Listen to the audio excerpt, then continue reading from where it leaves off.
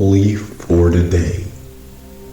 When Mr. Crozer was asked, "What's the secret of living past 100 years old?" he gave the following answer. Age is only a number. You live for the day. He doesn't give value to the time he has left, but only the moment right now. That's something I think very few young people can do. Back in my earlier days at school, I used to be extremely nervous before any upcoming exam. Even though I did everything I could to prepare myself, I was still afraid of what was coming. A few days before the test, I couldn't think about anything else. That, of course, resulted in being completely unproductive and unhappy within those days. It took me years to learn how to live for the day. Prepare yourself as good as you can, but then stop worrying about whatever is coming, because it will cost you hours, days, in some cases even years. Make the best out of every situation. One thing all the interviewed had in common was their optimism. They managed to find something good, no matter how terrible the situation might seem.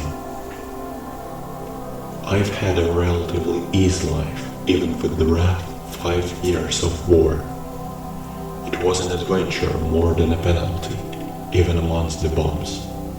John Dennerly. This one left me speechless. I can only imagine a few things that are more terrifying than a bomb attack during the war. Nevertheless, John didn't stop in his tracks and complain about the circumstances. Instead, he took the situation as it is, and even found something good within it. For him it was an adventure rather than a penalty. I believe that the perspective we're often missing when something goes wrong, or we are in a bad situation. There is always a lesson to be learned. If you can manage to take the best out of difficult times, you'll remember every bad moment in a much more positive way. Because there will always be something you learned. Mr. Dennerly wasn't the only one who followed the idea. There is another quote. I don't have many failures. If I'm making a cake and it fails, it becomes a pudding. Clifford Crozer. Don't regret your decisions. When Mrs. Harper was asked if she had any regrets, she said, "None. None whatever, I can tell you right from my heart." Amelia Harper. 103 years old, but not a single thing she regrets. That's an extremely strong statement to make. It means that whatever decision she has made in her life, whether it was right or wrong, she stood up to it. Regretting a decision you made in the past is a waste of time. Instead, focus on what you can do in the future to make it right. Plan ahead and don't be afraid to ask for help. The interviewed were asked for one tip they would give from over 100 years of experience. Mr. Crozer was the first to answer. Time spent on reconnaissance is seldom wasted, and be as independent as you can, but don't be reluctant to ask for help when you think you need it. Clifford Crozer. The part about reconnaissance is an old quote that initially stems from Erwin Rommel, a German field marshal of World War II, and it's applicable to many different scenarios.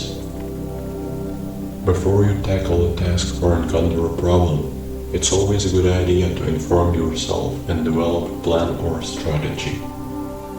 No matter if you're preparing for an upcoming test or developing a business model, ask yourself questions like, what do I want to achieve? Are there any risks I have to take? Do I have the resources to achieve my goal? Are there possible problems I might encounter? Who can help me solve those problems? Prepare yourself well. The more time you spend on reconnaissance, the easier it becomes reaching your goal, and the fewer obstacles you'll face on the way there. The second part of the answer, which was about asking for help, had a huge impact on me. I usually try to do everything by myself. When I have to ask for help, it feels like I'm too weak to do it on my own. I believe there are many other people out there. They think the same way.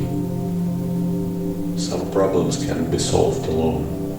They require a group of people with different skill sets and talents. Don't be afraid to ask them for their help. Treat others with respect and offer your assistance.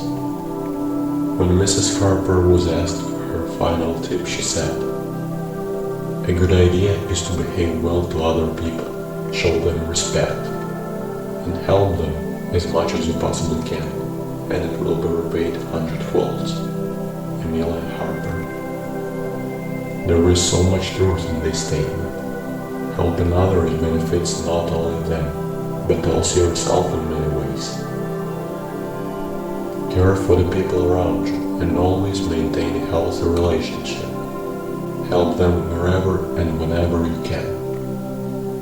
And in return, they will be there when you need them. If someone helps you, there is always the feeling of having to repay them. Same works other way around.